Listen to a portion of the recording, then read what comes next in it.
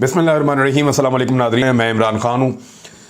हुकूमत वक्त जो है वो इस वक्त कुछ बचकाना तरीके से जो है वो रिएक्ट कर रही है चीज़ों को। ऐसा लगता है कि वो अपोजिशन बनना चाहते हैं, क्योंकि जैसे ही कोई एहतजाज अनाउंस होता है तो वो कंटेनर्स की भरमार कर देते हैं इस्लामाबाद में हर जगह पे। बल्कि ऐसे जैसे कोई छोटा बच्चा लड़ाई से डर के चारपाई के नीचे नहीं छुप जाता, बस उस तरह का रिएक्शन होता है। पॉलिटिकल पार्टीज एहतजाज करती हैं और ये सारी पॉलिटिकल पार्टीज जो हैं ये पाकिस्तान के लिए ज़िम्मेदार हैं। कोई भी पॉलिटिकल पार्टी ऐसी हरकत नहीं करती और ना करनी चाहिए जिससे पाकिस्तान को नुकसान हो। अब यही एहतजाज इलेक्शन कमीशन के बाहर PMLN करती रही है, पीपल्स पार्टी करती रही है, पाकिस्तान तहरीक इंसाफ भी पहले करती रही है। और इसी एहतजाज के लिए राणा सनाउल्लाह साहब ने पूरा का पूरा इस्लामाबाद का एक एरिया सील कर दिया, हर तरफ कंटेनर्स लगाकर। अब उसमें एक खौफ की फ़ज़ा बन जाती है, आम शहरी जो है वो परेशान होते हैं। इस तरह के मनाज़र हमने देखे हैं। लेकिन हुकूमत का जो रवैया था वो इस तरह का था जैसा अपोजिशन का है, क्योंकि अपोजिशन को हमेशा तसादुम सूट करता है। हुकूमत हमेशा तसादुम से गुरेज करती है, लेकिन यह उल्टा चक्कर है। ये जो हुकूमत है ये अपने आप को अपोजिशन समझ रही है और तसादुम की तरफ धकेलती है, बार बार धमकियां देती है, बार बार कंटेनर्स लगाती है, पुलिस को आंसू गैस के शेल्स और डंडे देकर खड़ा करती है और उन्हें ये कहती है, फिर चैलेंज करती है अपने मुखालिफिन को कि आकर दिखाओ, हम नहीं आने देंगे, हम खबरदार कर रहे हैं। तो इस तरह के अल्फाज का चुनाव किया जाता है। यहाँ उल्टी बात यह है कि अपोजिशन हमेशा इस तरह की चीज़ें चाह रही होती है, लेकिन इमरान खान साहब रिस्ट्रेंट शो कर रहे हैं, रिस्ट्रेंट का मुजाहरा कर रहे हैं और वो सब्र कर रहे हैं। वो अपने कारकुनों को उन्होंने मना कर दिया, उन्होंने कहा जी रेड जोन में नहीं जाना और आप लोग बिल्कुल ना जाएं इलेक्शन कमीशन ऑफ पाकिस्तान के बाहर। ठीक है, आपने एहतजाज करना है इलेक्शन कमीशन के खिलाफ, तो उन्होंने अनाउंसमेंट किया हुआ था, उन्होंने कहा F9 पार्क में आ जाएं, वहाँ मैं आपसे खिताब करूँगा शाम को 6 बजे। अब ये हुकूमत का रवैया अपोजिशन जैसा है, अपोजिशन का रवैया हुकूमत जैसा है, ये बड़ा इंटरेस्टिंग है। और राणा सनाउल्लाह साहब ऐसा लगता है अपोजिशन है। हालांकि इस वक्त 2 सूबों में इमरान खान की हुकूमत है। अगर वो ताकत के साथ इस्लामाबाद आए तो इस्लामाबाद की पुलिस में इतना जो है वो स्ट्रेंथ नहीं है कि वो 2 सूबों से आने वाली आवाम और उनकी बहुत बड़ी तादाद को रोक सके, तो ये मुमकिन नहीं होगा। लेकिन इमरान खान साहब सब्र का मुजाहरा कर रहे हैं। ऐसा लगता है कि वो नहीं चाहते कि कोई एलिगेशन उनके ऊपर लगे और मौजूदा हुकूमत को किसी किस्म का कोई कुशन मिले या मौजूदा हुकूमत को किसी किस्म का कोई ऐसी वजह मिल जाए जिसको बुनियाद बनाकर वो कहें जी इमरान खान देखें रोड़े अटका रहा है, काम नहीं करने देता। तो हर चीज़ पुरअमन तरीके से और आइन और कानून के दायरे में रहकर करना चाहते हैं। पाकिस्तान तहरीक इंसाफ ने इसी तरह कानूनी मदद लेते हुए रेफरेंस तैयार करके सुप्रीम जुडिशल काउंसिल को भिजवा दिया है चीफ इलेक्शन कमिश्नर के खिलाफ।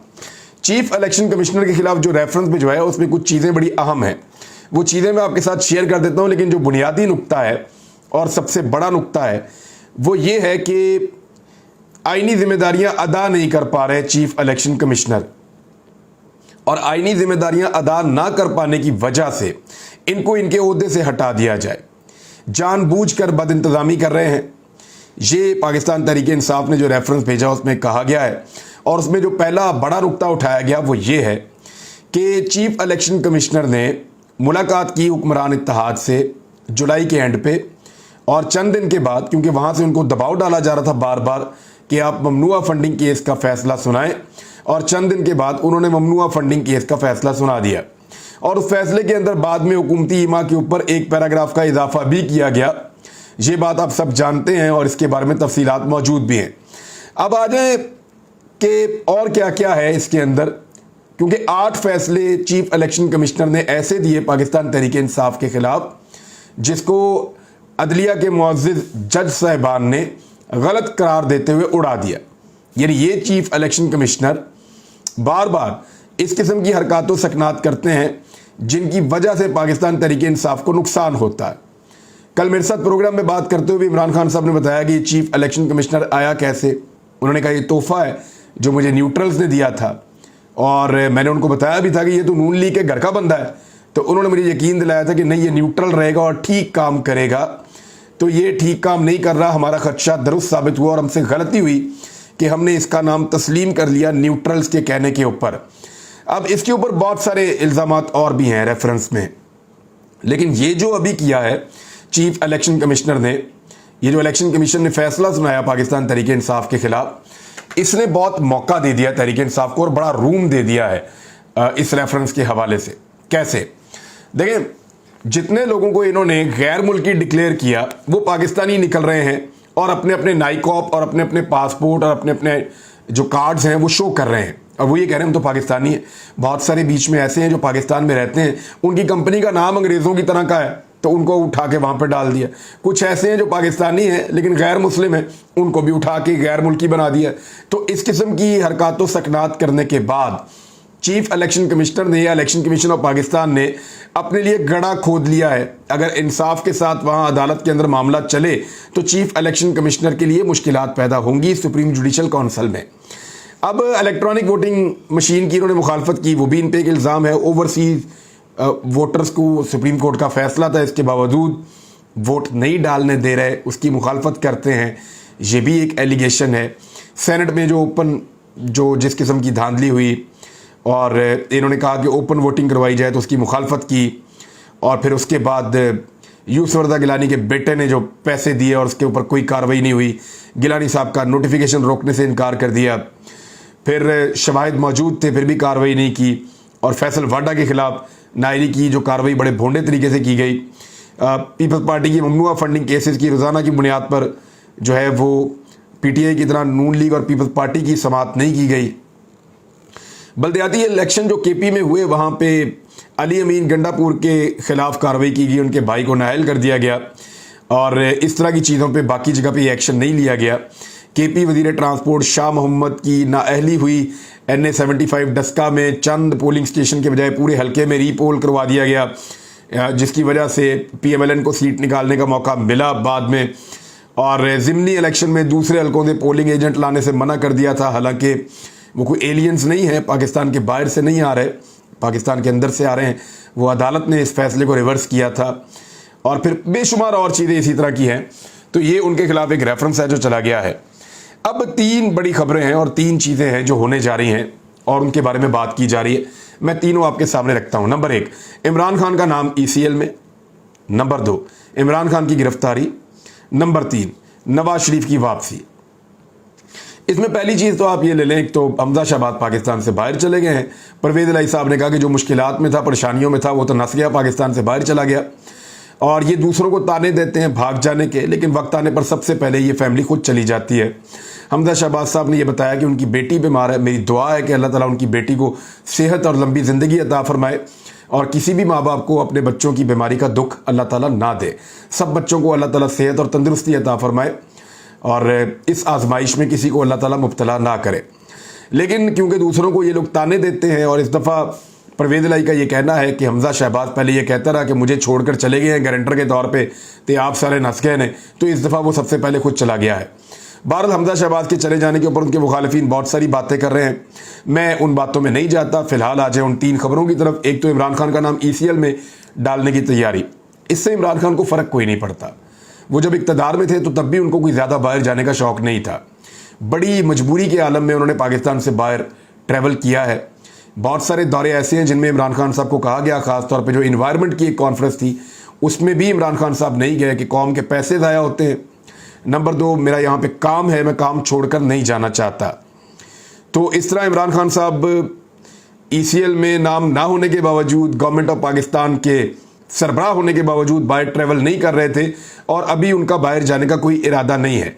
ये जो कोशिश की जा रही है सिर्फ ज़हनी तौर पे एक दबाव डालने की जा रही है।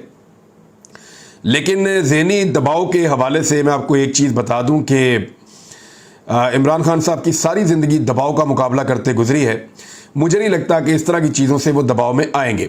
जबकि हमजा शहबाज के बारे में ये कहा जा रहा है कि अब वो अपने भाई की तरह कुछ लोग कह रहे हैं कि बाहर रहना पसंद करेंगे जब तक के हालात साजगार नहीं हो जाते। अब आ जाए गिरफ्तारी की सूरत में चंद चीज़ों को आपको दिमाग में रखना पड़ेगा। नंबर 1, 2 सूबों में, पंजाब में और खैबर पख्तूनख्वा में इमरान खान साहब की हुकूमत है, गिलगित बल्तिस्तान में भी उनकी हुकूमत है, जबकि आज़ाद कश्मीर में भी इमरान खान साहब की हुकूमत है। एक तो इस बात को आप जहन में रखें। जब आप एक ऐसे शख्स को गिरफ्तार करेंगे जिसकी पाकिस्तान के 4 बड़े इलाकों में हुकूमत है, तो उसके लोग रिस्पॉन्ड करेंगे, रिएक्ट करेंगे। और मैंने आपको बताया कि पाकिस्तान तहरीक इंसाफ एक रिएक्टिव फोर्स है, यानी जो पॉलिटिकल पार्टीज़ पाकिस्तान में काम कर रही हैं वो रवायती पॉलिटिकल पार्टीज़ हैं उनके बीच में पाकिस्तान तहरीक इंसाफ एक मुज़ामती पार्टी है, एक रिएक्टिव फोर्स है जो उनके मुकाबले में आई है। जितना आप इसको दबाते हैं ये उतने ज़्यादा ऊपर आते हैं और उतना ज़्यादा जोर लगाना शुरू कर देते हैं। तो जैसे ही आप इमरान खान को गिरफ्तार करेंगे, पंजाब और खैबर पख्तूनख्वा के अंदर भरपूर एहतजाज होंगे, गिलगित बल्तिस्तान और आज़ाद कश्मीर में भी एहतजाज का सिलसिला शुरू हो जाएगा और लोग इस गिरफ्तारी के खिलाफ पूरे मुल्क में आवाज़ उठाएंगे। रोला इतना ज़्यादा बन जाएगा कि इमरान खान की मकबूलियत को आप कई गुना बढ़ा देंगे। यानी अगर मैं आपको यह कहूं कि 10 गुना बढ़ा देंगे तो यह बात गलत नहीं है। वो पूरे मुल्क में क्लीन स्वीप करने की पोजीशन में आ जाएगा अगर इमरान खान को गिरफ्तार करने की गलती पीडीएम की जमातों ने की तो। दूसरा इसमें यह है कि वो मकबूल तरीन लीडर है इस वक्त पाकिस्तान का, वो अपने घर से बैठकर ऐलान करते हैं और पूरा मुल्क बाहर आ जाता है। इमरान खान साहब अभी कहें कि अगले एतवार को मैं पाकिस्तानियों के साथ खिताब करूंगा, आप अपने अपने शहरों में बाहर आ जाएं, तो आप ये देखेंगे कि लाहौर का लिबर्टी चौक हो या कराची के एरियाज़ हो या इस्लामाबाद का F9 पार्क हो या पेशावर हो, कोयटा हो, फैसलाबाद, मुल्तान, रावलपिंडी, हर शहर के अंदर लोग बाहर निकल आएंगे। सियालकोट में, हर जगह पे, गुजरावाला में, तो लोग निकलेंगे चौकों चौराहों में, सड़कों पे, और वो स्क्रीन लगाकर इमरान खान को सुनेंगे। हर शहर में जलसा हो जाता है जब इमरान खान साहब, हैदराबाद इवन, हर शहर में जलसा होता है जब इमरान खान साहब अनाउंसमेंट करते हैं तो फौरी तौर पे। तो उनकी मकबूलियत बहुत ज़्यादा है। ऐसे आदमी को पकड़ना, रोज़ाना की बुनियाद के ऊपर एहतजाज शुरू हो जाएगा और पाकिस्तान तहरीक इंसाफ वो मोमेंटम पकड़ लेगी जो अभी तक किसी पॉलिटिकल पार्टी को पाकिस्तान की तारीख में नहीं मिला है। और इससे जिस इलेक्शन से जो हुकूमत है भाग रही है कि वो इलेक्शन हमने अभी नहीं करवाना, वो इलेक्शन जल्दी आ जाएगा क्योंकि हालात हाथ से निकल जाएंगे। तीसरा यह है कि मुल्की मईशत और अपनी हुकूमत के खिलाफ पीडीएम की ये आखिरी साजिश होगी। यानी अगर पीडीएम ये चाहती है कि उसकी हुकूमत गिर जाए और मुल्की मईशत बुरी तरह तबाह हो जाए तो ये उनकी आखिरी साजिश होगी, क्योंकि हड़तालें होंगी, लोग एहतजाज करेंगे, मईशत का साइकिल और ज़्यादा रुक जाएगा, अनारकी फैलेगी और उसकी वजह बहुत सारे लोग और भी गिरफ्तारियां देंगे। हालात इस तरह के हो जाएंगे और फिर इनको 2 सूबों में कम से कम गवर्नर राज लगाना पड़ेगा। क्या लगा पाएंगे, आइन उसकी इजाज़त देता है, ये एक और मामला है। तो इस तरह की सूरत हाल पैदा हो जाएगी कि उससे निपटना इंतहाई मुश्किल हो जाएगा। किसके लिए? पीडीएम की हुकूमत के लिए। वो नहीं निपट पाएंगे। नंबर 4 एक और है और ये बड़ा इंपॉर्टेंट नुकता है, इसको याद रखिएगा। इस्लामाबाद में कोई जेल ही नहीं है, इमरान खान को रखेंगे कहां? कभी ये सोचा है? एक खबर मैं आपको दिखाता हूं। यह खबर छपी थी पाकिस्तान टुडे में और यह खबर छपी है 27 जून 2022 को। शहबाज शरीफ साहब ने एक मीटिंग की थी और उस मीटिंग में शहबाज शरीफ साहब ने कहा कि इस्लामाबाद का जो जेल का कॉम्प्लेक्स है उसको फौरी तौर पे मुकम्मल किया जाए 1 साल के अंदर अंदर। इस्लामाबाद में एक जेल बनाई जा रही है जो अभी तक नहीं बनी। पिछले 10 साल से उसको बनाने की कोशिश की जा रही है। 90 एकड़ के ऊपर यह जेल बनाई जाएगी, लेकिन यह जेल अभी तक तामीर के मराहिल में है। इस्लामाबाद के अंदर कोई जेल नहीं है और इस्लामाबाद के जो कैदी हैं उनको जब कहीं रखना होता है, जिन लोगों को गिरफ्तार किया जाता है, तो उन्हें अडयाला जेल भिजवाया जाता है। अडयाला जेल कहाँ है? रावलपिंडी में। रावलपिंडी कहाँ है? पंजाब में। पंजाब में किसकी हुकूमत है? पाकिस्तान तहरीक इंसाफ की। तो इस्लामाबाद के अंदर शहबाज शरीफ की हुकूमत है, राणा सनाउल्लाह साहब की हुकूमत है, इनकी इस्लामाबाद से बाहर हुकूमत नहीं है। तो ये किस सूबे की जेल में इमरान खान को रखेंगे? क्या नज़रबंद करेंगे उनके घर के अंदर? वहाँ बाहर बहुत बड़ी तादाद में लोग आ जाएंगे, रोला पड़ जाएगा। इस्लामाबाद की 3 सीटें पाकिस्तान तहरीक इंसाफ ने जीती हुई हैं। रावलपिंडी पाकिस्तान तहरीक इंसाफ ने अटक भी जीता हुआ है। आसपास इनकी बहुत स्ट्रेंथ और ताकत है। ये बहुत बड़ी तादाद में वहाँ आकर जमा हो जाएंगे बनीगाला के बाहर, और बनीगाला की सराउंडिंग में इमरान खान साहब के फॉलोअर्स बहुत बड़ी तादाद में है। तो ये हुकूमत के लिए एक बहुत मुश्किल काम होगा। घर पे बंद करना मुमकिन नहीं है, रोला बनेगा। जेल किस में डालेंगे? इस्लामाबाद में जेल ही कोई नहीं है। क्या किसी पुलिस स्टेशन के अंदर बंद करेंगे? इस पाए के लीडर को, इतने बड़े लीडर को एक पुलिस स्टेशन के अंदर रखने के लिए मुसीबत बन जाएगी।